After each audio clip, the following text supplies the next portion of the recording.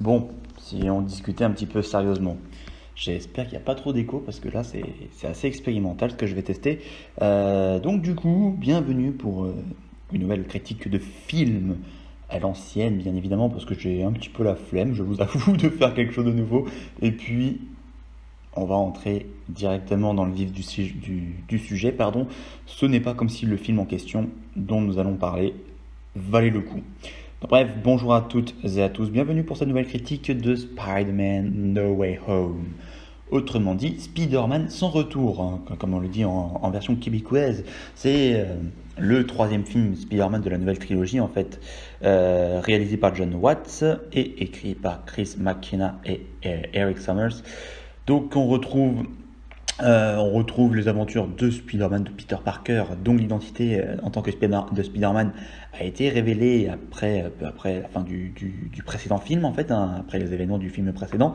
Donc voilà, et notre petit Peter, hein, Peterman bien sûr, est un petit peu dans le pétrin.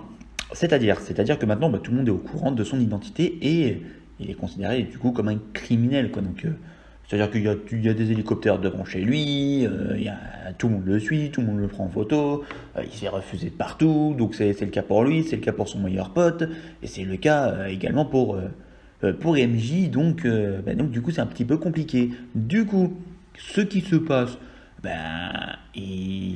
Peter il est un petit peu dans le pétrin, comme je vous l'ai dit, et après, voilà, moult interrogatoires, etc., etc., eh ben, Peter, il aimerait bien que tout ceci s'arrange et il va demander de l'aide au Doctor Strange. Doctor Strange, du coup, qui peut balancer voilà, une espèce de sort, de sortilège pour pouvoir faire en sorte que tout le monde oublie que Spider-Man et Peter Parker. Mais cela ne se passe pas comme prévu parce que nous avons affaire à un Peter qui est très, très con. Et je pèse mes mots. Je pèse mes mots. Pourquoi? Parce qu'il a interrompu le sort peut-être 4 ou 5 fois pour dire ouais, mais en fait, est-ce que vous pouvez dire, vous pouvez faire en sorte que MJ n'oublie pas. Oui, mais est-ce que vous pouvez faire en sorte que Ned n'oublie pas. Oui, mais est-ce que vous pouvez faire en sorte que Tante May n'oublie pas. Et ainsi de suite, et ainsi de suite, et ainsi de suite. Et à force de perturber, ça a provoqué certains événements qui sont tout simplement l'arrivée de certains personnages qui vont faire de ce No Way Home un film très, très très fan service. Et là, on va entrer dans le vif du sujet. En fait, que l'intérêt justement de ce Spider-Man ne va pas tant être en soi le scénario que j'ai trouvé assez fade. Voilà, assez fade. C'est le premier mot qui me vient en fait à l'esprit, assez fade.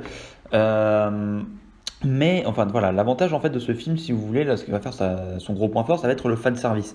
Ça va être le fan service puisqu'on va assister au retour de plusieurs personnages en fait qui sont emblématiques. Donc c'est-à-dire on va retrouver Electro, on va retrouver qui? On va retrouver le Bouffon Vert, on va retrouver Doc Ock, j'en passe et des meilleurs.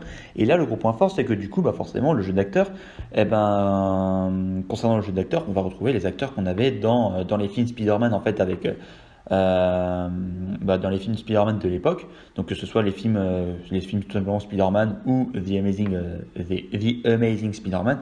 J'ai critiqué tout à l'heure l'appellation québécoise, mais je vais dire Spider-Man jusqu'à la fin. J'en ai rien à faire. Donc on va retrouver les acteurs en fait de l'époque. Et je vous avoue que c'est très agréable, hein, franchement très appréciable de retrouver un certain William Defoe, notamment.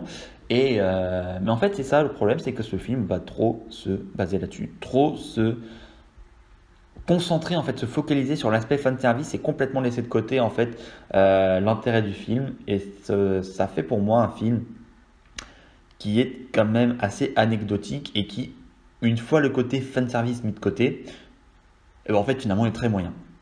Et très moyen, pourquoi? Parce que le scénario, je trouve pas terrible. Je trouve pas terrible. Le jeu d'acteur, ça passe, mais j'ai un peu de mal, je vous avoue, avec Peter Parker, que je trouve mais d'une naïveté incroyable dans ce film. Je sais pas.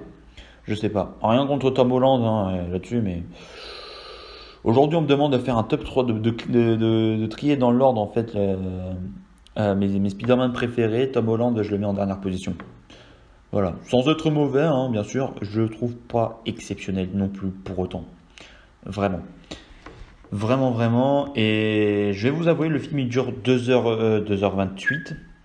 2h28. Et je vous avoue que j'ai eu hâte.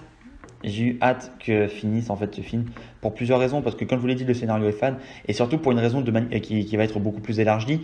En fait si vous voulez la trilogie Spider-Man fait partie en fait de l'univers cinématographique du coup de Marvel donc avec donc en fait du coup avec le multivers de Spider-Man quoi donc c'est-à-dire que l'univers de Spider-Man va être lié aux autres univers et ça va inclure tout ce qu'on connaît en fait et j'ai jamais accroché à ça.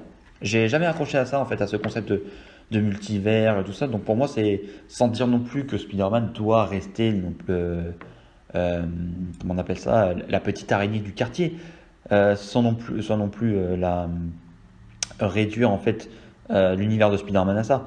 Je n'adhère pas du tout en fait à l'univers voilà, de tout ce qui est le multivers, voilà justement le multivers et tout ça. Donc franchement, de base j'appréciais pas, donc c'est évident que je n'allais pas non plus m'extasier comme un malade. Mais voilà, je vous avoue que j'arrive toujours pas à accrocher en fait à ça et No Way Home ne va pas faire exception. Donc bon, on va dire tout simplement que je ne fais pas partie du public ciblé par, voilà, par ce scénario. Mais malgré ça, je vous avoue, il n'est pas exempt de tout reproche, bien évidemment. Je, comment je vais vous dire, voilà, je veux dire, le film est très bien tourné, il y a pas de il y a pas de problème, les décors, les musiques, c'est bien, non, il n'y a pas de problème. On a quelques petites blagues qui, moi, me font rire, il y a voilà, toujours des running gags, etc., qui vont toujours être de bonne qualité, mais n'empêche que, en fait, j'arrive pas à accrocher parce que je me reconnais pas, en fait, dans cet univers-là, je m'identifie pas à cet univers et je le sais que je ne suis pas en fait le public ciblé en fait par les intentions de Marvel, mais voilà. Donc bon, n'empêche que on peut passer toujours un bon moment, il n'y a pas de souci là-dessus, mais je vous avoue que on peut trouver le temps long et on peut finir par regarder sa montre en disant bon, quand est-ce qu'il finit le film? Quand est-ce que le film se finit? Mais bon. Euh, autre chose donc qui peut là paraître plus du spoil, donc ceux qui n'ont pas fini ceux qui n'ont pas regardé le film peuvent tout simplement s'arrêter là, ou ceux qui s'en foutent également hein, peuvent écouter. Mais de toute façon après je vais abréger. Pour moi le gros point fort, je rappelle c'est du spoil, potentiellement, prenez ça comme vous voulez. Pour moi le gros point fort en fait de ce film c'est justement ça fait très fan service. Mais c'est le point fort en fait de ça.